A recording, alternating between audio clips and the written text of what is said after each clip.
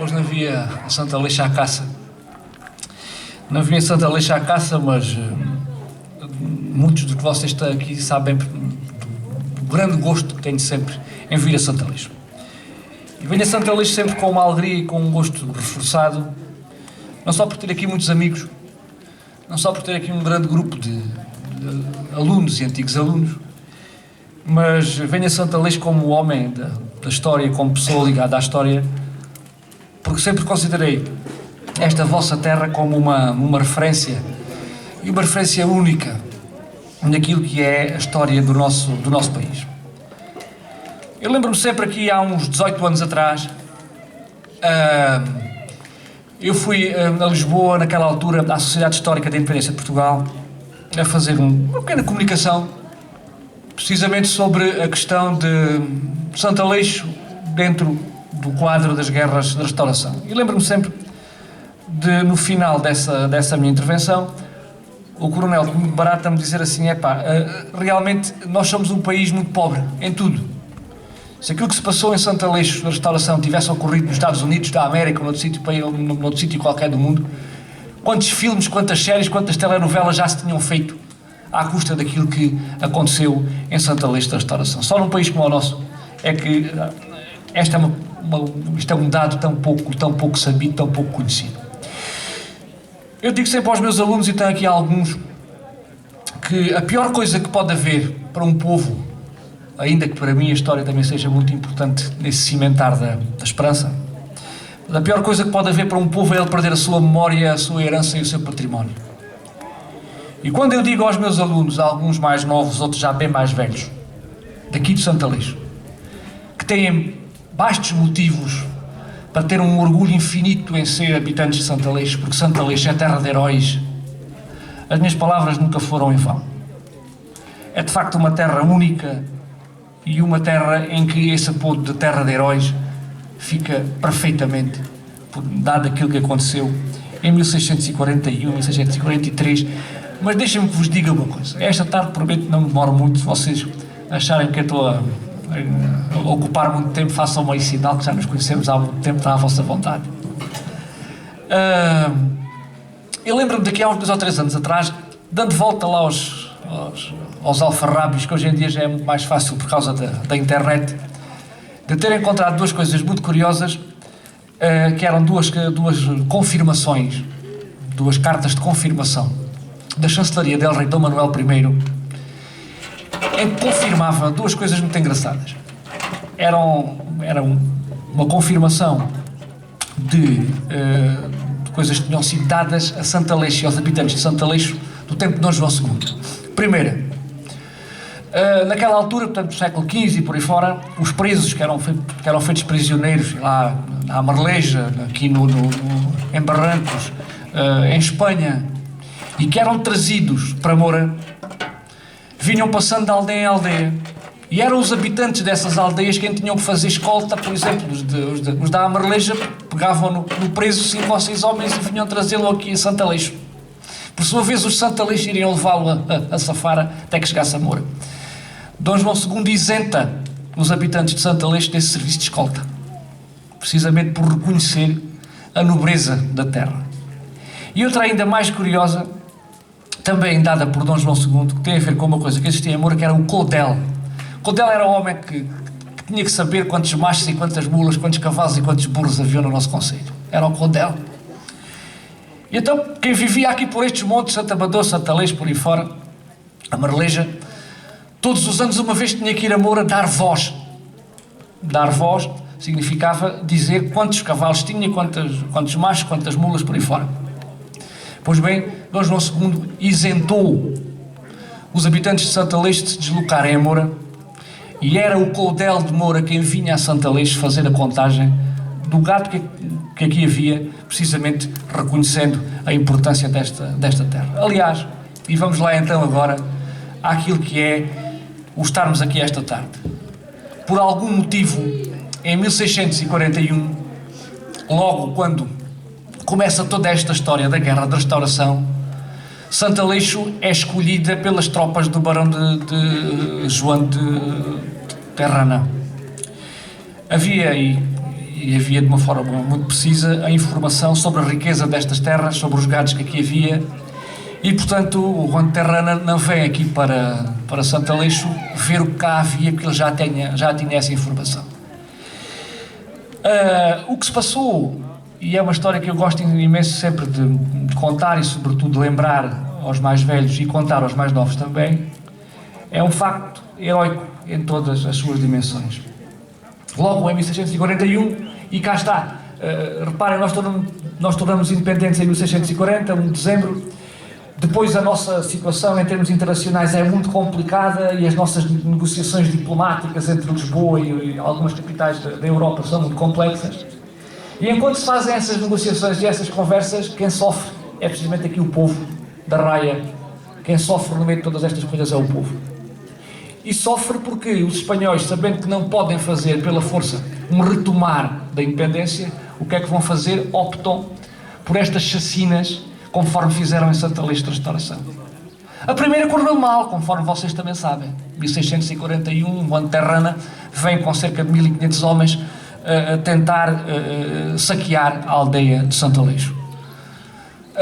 Naquela altura e dessa primeira vez, os habitantes de Santo Aleixo estavam avisados da vinda do exército espanhol em direção aqui a Santo Aleixo. Houve tempo suficiente para barricar as ruas que estão em volta desta mesma praça onde estava a igreja, e o exército espanhol aqui chegado, Juan de Terrana tenta entrar à força e tenta forçar as entradas que nos trariam aqui à vossa igreja, mas cerca de aproximadamente entre 100 e 150, estas coisas de números, hoje em dia é absolutamente impossível determinar quantos. O que é certo é que 100, 150 santalexenses conseguem fazer frente a um exército de 1500 homens, barricam-se na entrada das ruas por cima dos telhados. Juan de Terrana tenta durante toda a manhã entrar aqui dentro do reduto da aldeia, mas também com medo do exército que possivelmente podia vir de Moura, e vinha já de Moura à carga precisamente para tentar chegar aqui a tempo para evitar o pior. Juan de Terrana desiste do cerco de Santo Aleixo e é obrigado a fugir de Santo Aleixo. Digo-vos desde já que para esse exército espanhol foi um vexame tremendo. Juan de Terrana será muito maltratado depois nos anos a seguir pela corte de Espanha, porque foi um vexame tremendo para a Espanha que uma aldeia absolutamente incógnita como era Santo Aleixo tenha conseguido fazer frente e tenha conseguido impossibilitar de todo a conquista do seu reduto. Isto porque os santalexenses negaram-se completamente a abandonar a sua aldeia. Quando Tomé de Sousa resolve mandar fugir autenticamente das nossas aldeias para Moura, todos os habitantes e consigo levem os seus gados e o máximo possível de grão para se refugiarem dentro do reduto do nosso castelo de Moura. Enquanto nas outras aldeias assim não foi, os habitantes de Santo Aleixo recusaram-se liminarmente a sair daqui. Podiam morrer todos até aqui ao último, não deixavam o que era deles e não deixavam o seu sustento, as suas casas, aquilo que era a sua própria herança.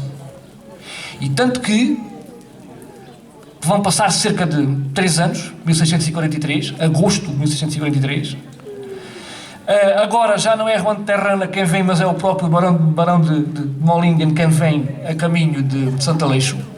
Sabia-se que as intenções do Barão de Molingen era deixar a ferro e fogo reduzida às compras desta terra e sobretudo também safar. Mas os habitantes de Santo Aleixo, reforçados com cerca de 40 ou 50 homens do Terço de Moura, resolvem ficar a defender aquilo que é Santo Aleixo da Restauração. Eu há bocadinho ouvia a Sra. Presidente da Junta falar de uma Santo Aleixo que tristemente para mim, aliás como todo o nosso interior, a pouco e pouco se vai despovoando. E lembro-me e evoco sempre essa memória desses santalexenses que morreram aqui e não deixaram a sua terra e por ela lutaram até ao fim. E até que chegou esse fatídico 12 de agosto de 1643, em que as tropas do Barão de Molingen, que vinha de uma derrota severa e de uma humilhação severa próximo de Badajoz, mas trazia consigo cerca de 1800 homens a cavalo e cerca de 3000 homens a pé. Portanto, quase 5000 soldados vêm para aqui, porque logicamente não se quer correr o risco que se correu há 2 anos atrás. E o Brando Molingen chega aqui e consegue, logo às primeiras horas do dia, começar a forçar as barricadas. E aqui é que entra a tal parte do ato heroico, e aqui é que entra a tal parte do que falta divulgar. De facto, a nossa história, e eu costumo dizer isto muitas vezes, a nossa história é muito pobre, porque deixa de fora coisas absolutamente espantosas como esta. Imaginem o que terá sido a resistência dos vossos antepassados. Casa a casa, telhado a telhado, rua a rua. Contava o Conde Castelo Melhor que segundo diziam os generais espanhóis, o que mais os impressionou foi que, tendo os soldados espanhóis aprisionados meia dúzia de mulheres à entrada da aldeia e fazendo com elas escudos humanos, pois os homens de Santa Lixa tiravam ao peito das suas mulheres, matavam-nas para a bala matar o espanhol que estava atrás. A resistência foi aquilo que pôde ser, porque efetivamente o número era infinitamente superior. E todos sabemos como é que acabou. Acabou com a recua, e recuando até onde está a vossa igreja.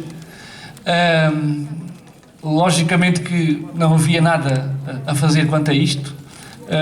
Os santalexenses vão barricar-se dentro da igreja. Depois, também, como acho que sabem, até as próprias pedras das sepulturas que estavam ali foram utilizadas para serem jogadas cá para baixo para tentar apanhar os espanhóis, e até que se dá o desastre final, quando inadvertidamente 1 ou 2 barris de pólvora terão rebentado lá dentro e terão feito cair uma parte do teto que desabou sobre os castelhanos e muitos dos santalexenses. Foi de facto um dia 12 de agosto de 653, um dia único na história, não apenas de Santo Aleixo, mas também na história de Portugal, porque talvez seja dos atos de maior heroicidade e de maior resistência que nós tivemos na nossa história, sobretudo durante os tempos da história moderna. E eu gostaria de acabar este discurso conforme comecei. É bom que não se perca a memória. É bom que para o ano, dia 1 de dezembro, possa ser novamente feriado municipal, feriado nacional. E um feriado nacional que a nós nos toca de uma forma muito, muito, muito, muito especial, por causa de Santo Aleixo da Restauração. E é por isso que eu peço às famílias de Santo Aleixo, sobretudo aos pais, às mães, aos avós de Santo Aleixo, que saibam ser um elo de transmissão desta história absolutamente notável, desta história absolutamente fantástica, que é a vossa história de Santo Aleixo da Restauração. Que não haja nunca um neto, e que não haja nunca um filho, que não seja capaz de ir perpetuando esta história, para que ela não se perca. Porque quando eu digo que Santo Aleixo é terra de heróis, e quando eu há muitos, muitos, muitos anos conheci o Dr. Bento Caldeira, que foi a primeira pessoa que me falou em Santo Aleixo como terra de heróis, depois, mais tarde, vim a descobrir o porquê, e não gostaria jamais que as novas gerações, as gerações do futuro, estejam onde estiverem, sejam quantos forem, percam esse orgulho, que deve ser um orgulho de tamanho do mundo, de ser de uma terra tão nobre e tão importante quanto é Santo Aleixo da Restauração. Viva Santo Aleixo da Restauração!